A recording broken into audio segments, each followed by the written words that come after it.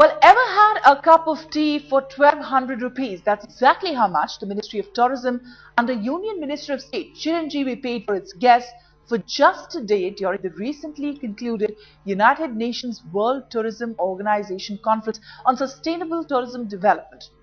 Here's a report.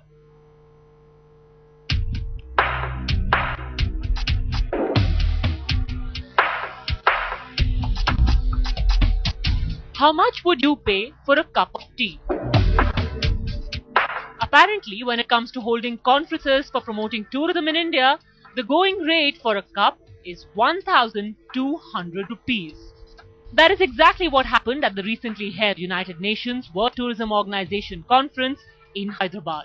The meeting was organized by the Tourism Ministry headed by Chiranjeevi. Thanks to the prolific spending of taxpayers' money by Chiranjeevi, the cost of the three-day event was a staggering 3 crore rupees. Wondering how?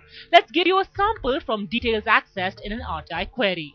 For starters, the UNWTO meeting venue was beautified with 6 replicas of monuments, totting up a bill of 9 lakh rupees. For the UNWTO meeting on the 13th of April at the Falaknuma Hotel, the food spread was generous. It better have been because lunch was 3,500 rupees per head for 150 people. The tea platter was 600 rupees each. The bill, 5,25,000 for the lunch and 90,000 for tea. A day earlier on the 12th, the Tourism Ministry hosted a dinner at the Golconda Fort. There, ambience was created at the cost of a whopping 6 lakh rupees. This, incidentally, was exclusive of the stage sound and light for a cultural program, for which another 6 lakh was spent. For the press conference that followed, the bill totted up for the high tea was 2,40,000, because each cup was priced at 1,200 rupees. The details of expenditure incurred during the 3-day conference held from the 12th to 14th of April at the Park Hyatt and Taj Falaknuma hotels also reveal various other expenses that seem outlandish and have drawn criticism from activists and opposition alike. This was a United Nations event. This was not Indian government event. And how and why Indian government chose to host it is one aspect. Second aspect is, even if we chose to host it, then we should have showcased our own strengths.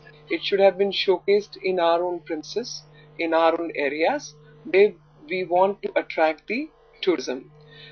Third and most important aspect is that austerity may be an announced policy of the government, but Government of India doesn't believe in it. At a time when austerity is a part of the government policy, just what sense did it make in hosting such an extravagant event? Secondly, what were the tangible benefits that accrued to the Union of India from this event? And finally, why was the IDDC's own infrastructure not used? Because going to private commercial establishments, as the papers now show, was an exceptionally costly move. With camera person Sanjeev Kumar in New Delhi, this is Jugal Purohit reporting for Headlines Today.